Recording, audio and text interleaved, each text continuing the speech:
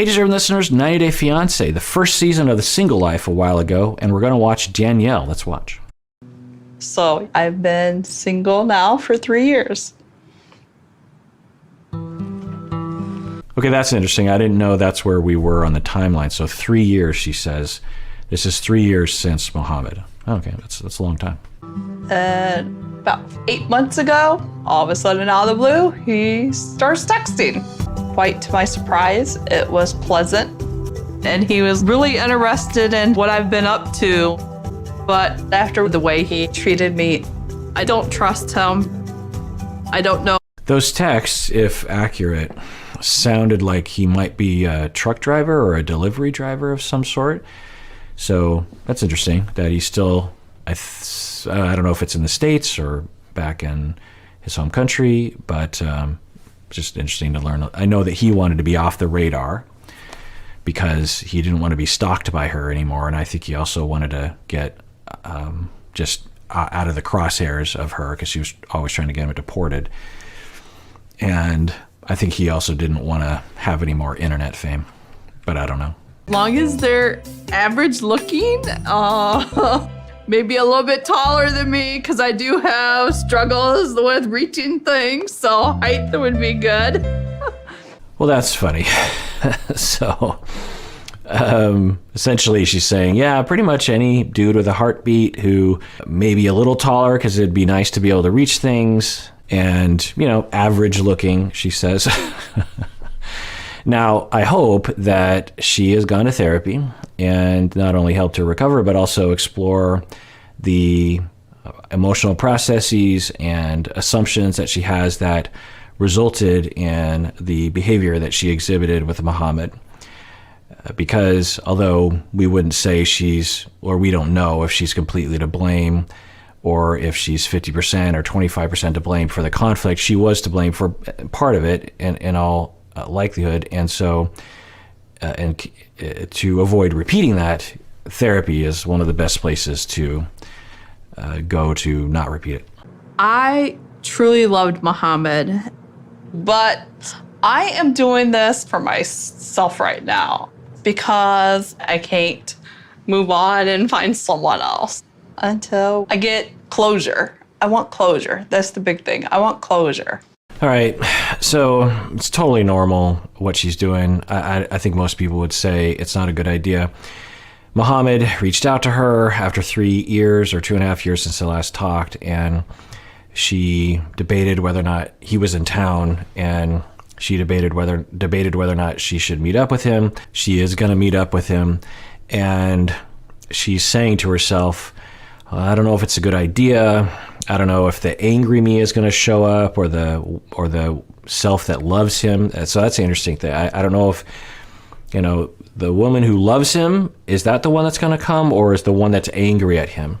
So that should be an indication that she's still not over him, which is totally fine and expected. Grief and those kinds of feelings don't just fade very quickly, if ever. So there's that. And so she's going to meet up with him, and she says, well, I want to meet up with him because I want closure. And I don't know if she's going to get it. Sometimes these things can help with a little bit of closure, because I've seen with some people that when you actually don't have contact with your former partner, you build up this weird version of them in your mind, very discombobulated, that I think can both cause a lot of anger and a lot of longing. Like, it seems like maybe that's what she's talking about. And then when you actually have contact with them, in person talking, you realize, no, that's just a regular human being. And you can be reminded of some of the things you didn't like about them. The pedestal that you put them on kind of gets taken away, that, they're just a regular person and regular things. And it can really put a reality to the human instead of this fantasy in your mind that you both fight and long for. So sometimes it can help with moving on and closure to meet up. Sometimes to meet up is to just perpetuate one's feelings and to prevent closure. So I guess we'll see which one it is. And I've said this from the beginning, that breakups are messy. And from the outside, if you're Danielle's friend, you're like, don't go meet up with him. What are you doing? these situations are messy. Sometimes when you are going through a situation like this, you don't always make the right choice, and sometimes that's just what you got to do, because there's just the internal motivation is too strong to avoid, and then you just you make the wrong moves even though you kind of know it. And I don't know, I think we should just take it easier on ourselves as we go through that. Green card interview. So it's always in the back of my mind that he could be just talking to me to be nice in case he needs something. And I've grown to expect that. But I just want him to apologize and admit he did wrong. Okay, so we're learning that she is concerned maybe he's only reaching out because he has a green card interview coming up, which I could absolutely see happening.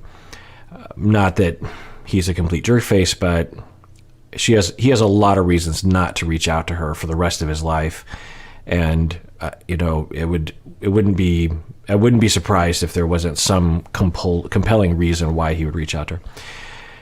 She's also saying, I didn't show this clip, that she isn't telling anyone in her life about this meeting, which I'm guessing they would all say, why are you doing this? And then she says, I just want him to apologize. She's still saying that. And I wish someone were in her court saying, I get that you want him to apologize. It's not going to happen.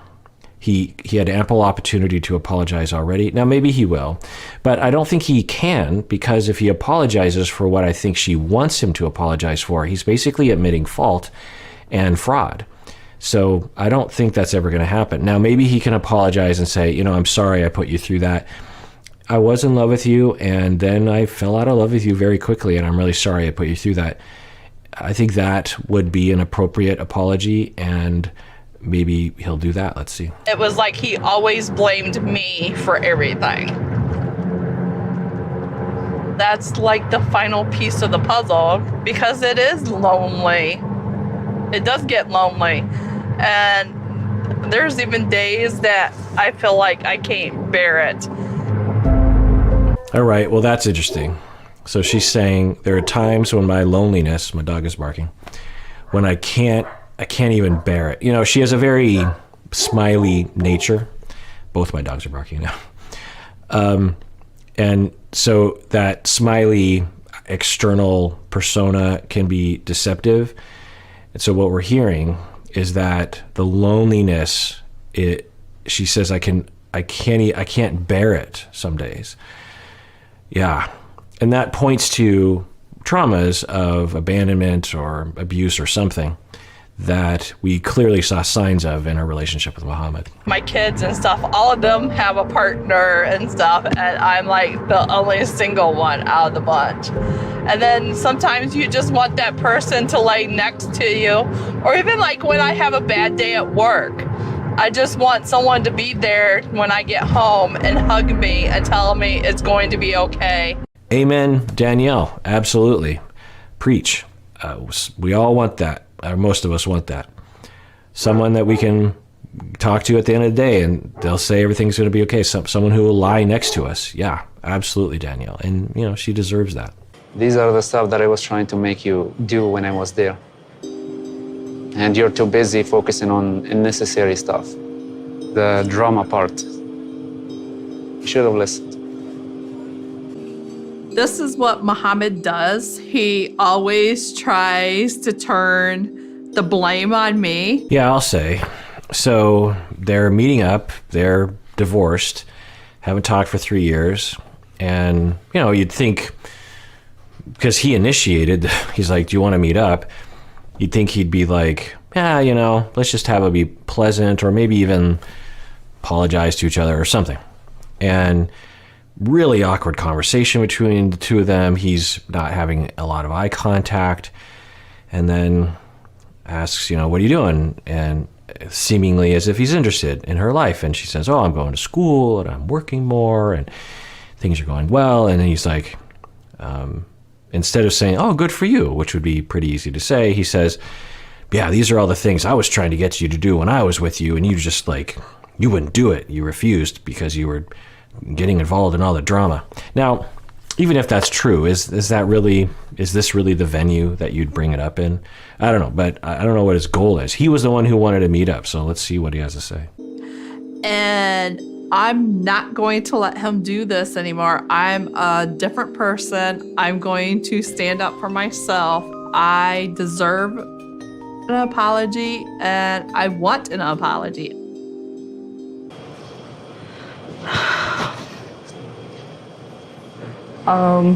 I think that I deserve an apology. Now, they both deserve an apology from the other person. So she could lead the way and say, look, I'm going to apologize for stalking you, for trying to get you deported, for barring your exit from a room, for demanding sex from you, for accusing you of things, for following you on social media for way too long, trying to find out where you're living, taking legal actions against you. I'm sorry about that. I was really hurt, and looking back, it was a pretty wild time for me. Do you have anything to apologize to me about? You could lead the way, but I'm just guessing that this conversation is just going to go like all the other ones, where they both dig in, but we'll see. I do. Okay, name one thing. You left me at my lowest. And when you left, wait. Okay. Okay, so if you're Danielle and you hear that, name one thing I did wrong. I'm pretty sure you did, at least one thing, Mohamed. So according to him, he did 0 butt kiss wrong, Do people say that? Butt kiss? Anyway, he believes he did 0 wrong, which is not possible. It's not humanly possible that he did nothing wrong. Now, could he say the majority of the conflict was not my fault because she did this, she did that, she did that? Okay, but I did. Or you could apologize for things that you didn't do necessarily wrong. You'd be like, I'm just really sorry I hurt you. That was never my intention. You could say something like that, but he's not saying that. So if you're Danielle, you'd be like, okay, well, he just said, I'm here to get closure. I'm here to get an apology, and which I've tried many times previous and didn't get anything. And apparently nothing's changed in 3 years because he still has the attitude he's done 0 wrong. So cut your losses and leave. But she's, pointing out, and what's the chance that he's going to say, okay, you're right. Hey, deserving listeners, as you all know, I am constantly recommending that people go to therapy. We all need therapy from time to time. Well, one of the options available that is definitely worth checking out is BetterHelp. If you're looking for a therapist, I would give it a try by going to betterhelp.com/Kirk. Make sure you use the promo code Kirk because you get 10% off your first month, and it really helps us out. As you watch these videos, I know many of you have been motivated to find your own therapist, which is great because you deserve it. And I know also that it can be hard to find a good fit, find the right one for you. Well, one of the options available in terms of your shopping is to go to betterhelp.com/Kirk. I've been told you can start communicating with your therapist in under 24 hours. You can message your counselor at any time. Plus, you can schedule weekly video or phone sessions. I've also been told that it's often less expensive than in-person therapy, and you should know that this service is available to clients worldwide. So go to betterhelp.com/Kirk to get 10% off your first month today. And because of you leaving, I've had a hard time trusting men again. Well, that's a little... First of all, you did a lot of stuff to cause a lot of damage. Okay, not great, but promising, because he says you did a lot of stuff too, implying that he did some stuff. So we're heading in the right direction where they can both apologize to each other. Marriage and the green card. What about me as a person who has feelings and stuff like that? I never hurt anyone. But the way you say I left you in your lowest, I apologize that you felt like that. So close. There's a gesture there of compassion. I'm sorry that you felt that way. It's like you just take one word, I'm sorry that you went through that. I'm sorry that I made you feel that way. I'm sorry that I hurt you. It's not saying that you're a jerk face. You're just saying, I'm sorry that I hurt you. When you break up with someone, even though you did nothing wrong and you just fell out of love, show some compassion. I'm so sorry that I hurt you. That was just not my intent. Honestly, I'm so sorry about that. Just apologize. You're not saying, I'm sorry and I hate myself and I regret it. You're not saying that. You're in your head, you're like, I'm glad I left that person. And I'm really proud of myself that I left that person, but I do recognize that I hurt them. It's not my fault, really. I'm the factor. I'm the reason why they're hurt, but I'm not to blame, really. I fell out of love and I left the person. So you could say that, but he doesn't say that, which is really common for people, and it's not unique to Mohamed. I'm sorry that you felt that way. It's such a backhanded apology. I never meant to do anything in purpose to hurt you.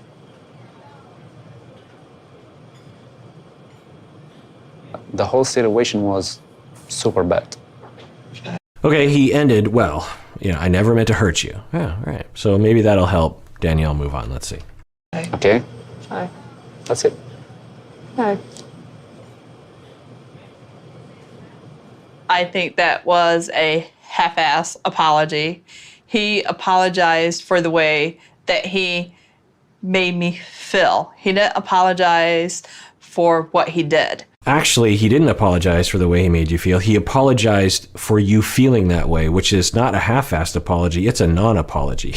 If a legitimate way of saying that is you are driving your car well and you turn on your blinker on the highway and you change lanes and someone's way behind you that you got in front of, and then you pull over at the grocery store and they pull in behind you and they're like, you scared me. What did you do that? And you could say, well, I'm sorry that you feel that way because you were 5 car lengths back. I put on my signal and I changed lanes. So that's not on me. I'm sorry that you felt that way. Sounds like you got a personal issue there. I'm sorry that you went through that, but it's not on me. I signaled, you were 5 car lengths back. I got over. I didn't do anything. I did 0 wrong. That's the sort of apology that he gave, which of course I don't think is very fair. He could absolutely say, even though he's not gonna, cry himself to sleep every night, he can say, yeah, I'm sorry that I hurt you. It wasn't my intention.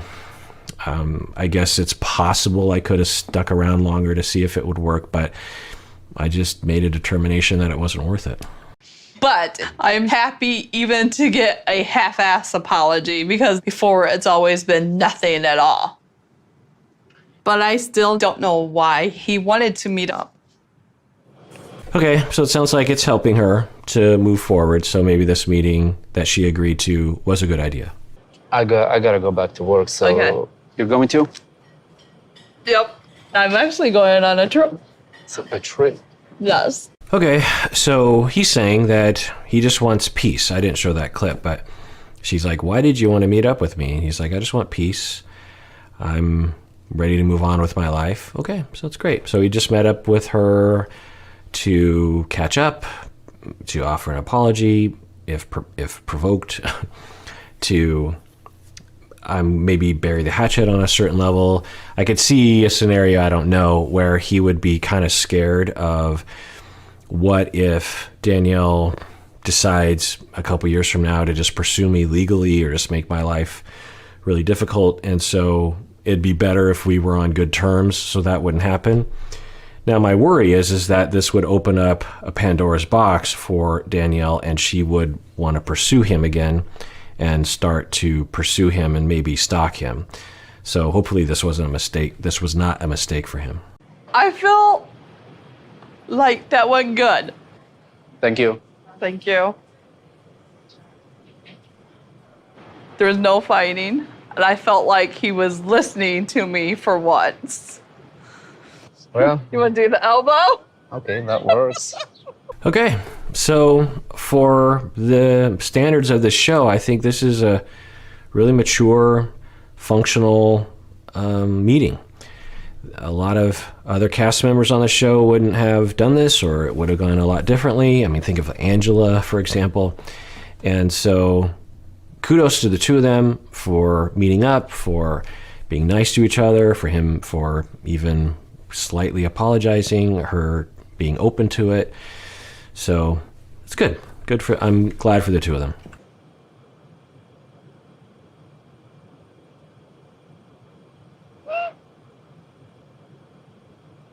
I wish that I could have seen that Mohamed when we were together. Yeah, it breaks your heart. Now, one could make an argument, if we had insider information that we don't have, that she was the aggressor in a lot of their conflicts and turned him into a defensive person who rejected her. We don't know. I suspect they're both they both contributed factors to the situation, but we clearly know, and she admitted to behavior that was abusive and assaultive. So hopefully she has some therapy around that one.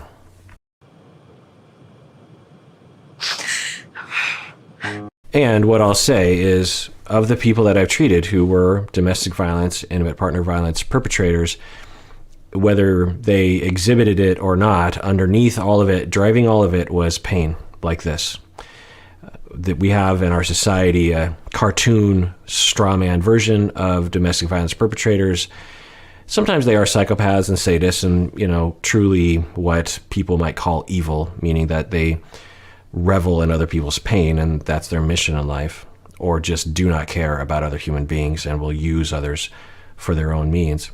But most of the perpetrators that I've treated were not psychopaths, were not sadists, and were just like everyone else, deeply cared about other people, had empathy, had their own insecurities, and had just tremendous amount of pain. And when there was distance in the relationship, or perceived distance, they would feel this sort of pain, and then they would get real desperate with their behavior.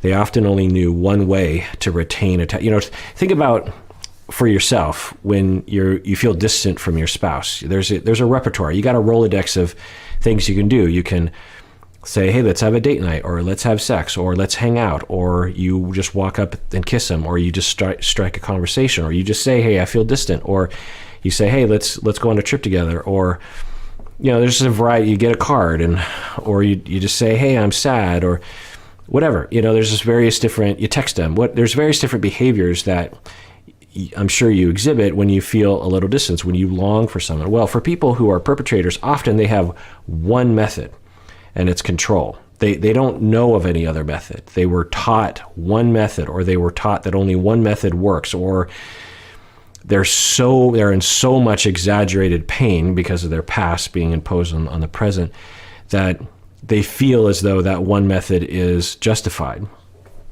So I hope that we can learn that, people will talk about Jeffrey, for example, and we don't know what really happened.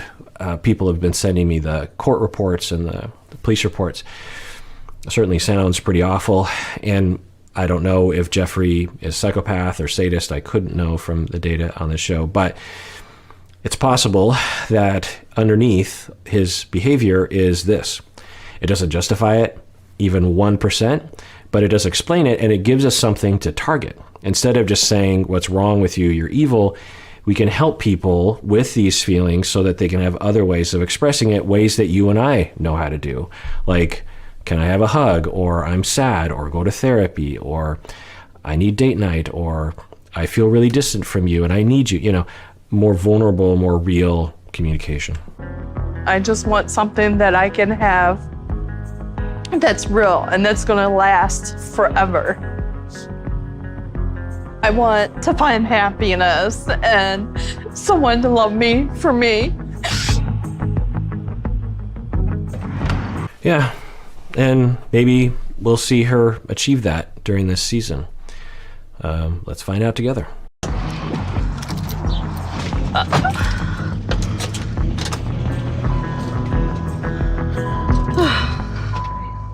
All right, well, that is for that episode. Everyone out there, please take care of yourself because you deserve it. You really, really do.